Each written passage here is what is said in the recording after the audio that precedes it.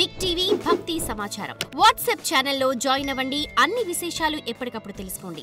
శ్రీ గురుభ్యో నమః.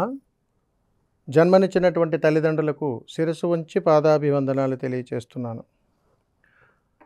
ప్రస్తుత సమాజంలో ప్రతి కుటుంబంలోనూ కూడా అనేక రకాలైనటువంటి సమస్యలతో సతమతమైపోతున్నటువంటి తరుణంలో ఏ సమస్యకు పరిష్కారం దొరకక చక్కటి అద్భుతమైనటువంటి జీవితాన్ని చిన్నాభిన్నం చేసుకుంటూ అద్భుతమైనటువంటి ఆనందకరమైనటువంటి జీవితాన్ని పాడు చేసుకుంటూ ఉంటాము. ఇలాంటి వాటికి సనాతన ధర్మంలో అద్భుతమైనటువంటి పరిష్కార మార్గాలు ఉన్నాయి. మరి అలాంటి వాటిని మనం తెలుసుకొని చక్కటి జీవితాన్ని అద్భుతమైనటువంటి ఆనంద గడియల్లోకి మార్చుకొని ఈ ప్రకృతి ధర్మాన్ని మన యొక్క సమస్యలకు పరిష్కార మార్గాలుగా మార్చుకుంటూ ప్రతి సమస్యకు పరిష్కారం ఉందని గ్రహించి ఆ యొక్క పరిష్కారముతో ఎలాంటి సమస్యకైనా కానీ పరిష్కార మార్గం మనకు ఖచ్చితంగా దొరుకుతుంది అని మన సనాతన ధర్మ గ్రంథాలే చెబుతున్నాయి. వీటికి కావాల్సిందల్లా కాస్త సమయాన్ని కేటాయించగలిగితే సరిపోతుంది. మరి ఇంకెందుకు ఆలస్యం?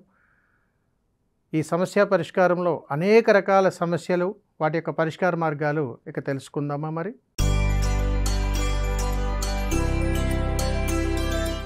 ఇప్పుడు మనం దేవాలయాలకు వెళ్తుంటాం. దేవాలయాలకు వెళుతూ ఉన్నప్పుడు గురుగారు కొబ్బరికాయ కుళ్ళిపోయిందండి, సరిగా పగలలేదు, నిలువుగా పగిలిందండి అని అంటే మన మనసులో సంకల్పము అని అంటాం. అంటే నీకు ఏదో కీడు జరగబోతుంది, కొబ్బరికాయ అలా పగిలింది కదా అనేటువంటి ఒక ఆలోచనలు విధానాలు మనం చాలా చోట్ల వింటూ ఉంటాం.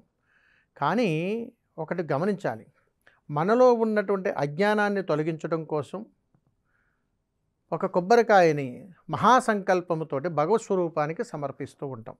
ఈ సమర్పించేటువంటి విధానంలో చాలా చోట్ల చాలా సందర్భాలలో మనం చూస్తుంటాం.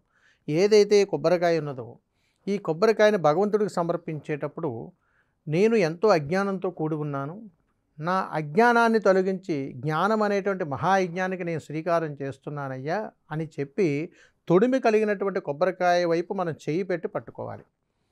చాలా చోట్ల ఇలా తిరగవేసి పట్టుకుంటారు, ఇలా పక్కకు పట్టుకుంటారు, లేకపోతే రకరకాలుగా పట్టుకుంటారు. ఏదైతే కొబ్బరికాయకి తొడిమి ఉందో అది మన వైపు ఉండాలి. అలానే పట్టుకొని సంకల్పం చేసి కొట్టిన తర్వాత ఆ తొడిమి ఉన్నది మనం ఇంటికి ఇస్తారు, ఆ పైన ఉన్నది భగవత్ సంకల్పంతో దేవాలయానికి సమర్పిస్తారు. ఇక్కడ వంకరగా పగిలిందా, సగం వచ్చిందా, లేదా ఇంకోటి వచ్చిందా ఆందోళన చెందవలసిన అవసరం లేదు సుమా. ఇక్కడ మీరు ఒక్కటే గుర్తుపెట్టుకోండి, మీరు కొట్టే విధానంలో పొరపాటు జరిగితేనే అలా జరుగుతుంది తప్ప వేరే ఇందులో ఎలాంటి ప్రమాదము లేదు. నిస్సంకోచంగా చెబుతున్నాం. అలాగే కొబ్బరికాయ యొక్క తొడిమ మన వైపు ఉండి తీసుకుని ఉన్నప్పుడు నేను అజ్ఞానంతో ఉన్నాను స్వామి, నన్ను కరుణించు, నాకు ఎన్నో ఇబ్బందులు ఉన్నాయి కాబట్టి వీటన్నిటి నుంచి తొలగిపోవాలని చెప్పి సంకల్పించి భగవంతుడికి నారికేళాన్ని నైవేద్యంగా సమర్పిస్తూ ఉంటాం. అలా చేసేటువంటి సందర్భాలలో కొబ్బరికాయ యొక్క తొడిమిన మన వైపు ఉంచి కొట్టడం సర్వశ్రేయస్కరం, సర్వత్రా శుభం. సర్వే జనా సుఖినో భవంతు. శుభం. నమస్కారం. For more videos like this, subscribe Big TV channel.